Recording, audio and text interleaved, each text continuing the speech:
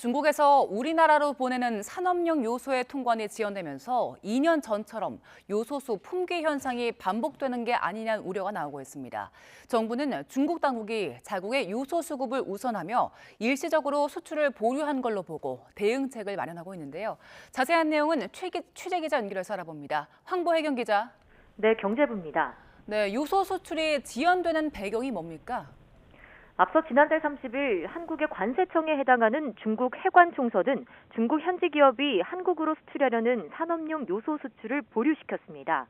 정부는 요소 수출을 막은 배경에 정치적인 이유는 없는 것으로 확인했다고 밝혔습니다.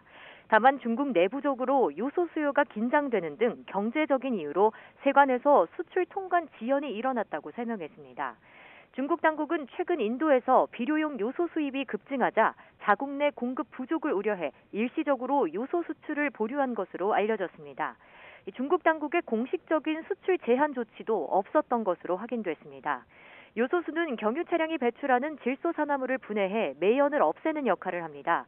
지난 2015년부터 판매하는 경유차엔 요소수를 넣는 배출가스 저감 장치가 필수고 화력발전소나 제철소 등에서 매연 저감을 위해 많이 쓰입니다.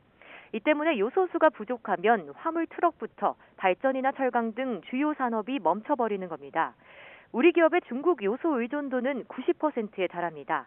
앞서 재작년 11월에도 중국산 요소 수입이 막히면서 국내 물류와 산업이 마비될 뻔했던 만큼 정부는 오늘 오후 관계부처와 국내 요소 관련 업체들과 함께 긴급회의를 열고 대책을 마련하기로 했습니다. 요소 수급 상황, 일단 지금은 괜찮은 겁니까? 네, 2년 전 요소수 대란 때 재고가 2주에서 4주 분량에 불과했던 것보다는 상대적으로 여유가 있는 상황입니다.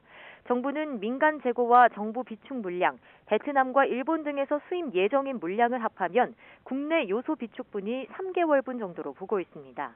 국내 요소수 시장 점유율의 50%를 차지하는 롯데정밀화학은 베트남과 인도네시아 등에서 정상적으로 수입이 이뤄지고 있어서 당장 공급에 차질은 없다고 밝혔습니다. 그러면서 요소수 공급 가격 인상 계획이 없고 공식 홈페이지 판매 가격도 동결했다고 설명했습니다.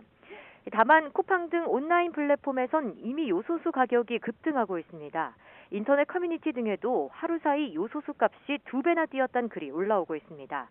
요소업체 관계자들은 재고에 여유가 있고 다른 나라를 통한 물건 수급이 원활해 2년 전과는 다른 상황이라고 보고 있습니다.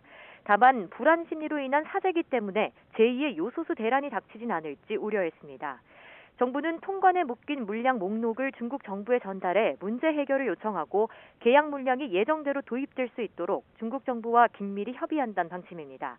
지금까지 경제부에서 전해드렸습니다.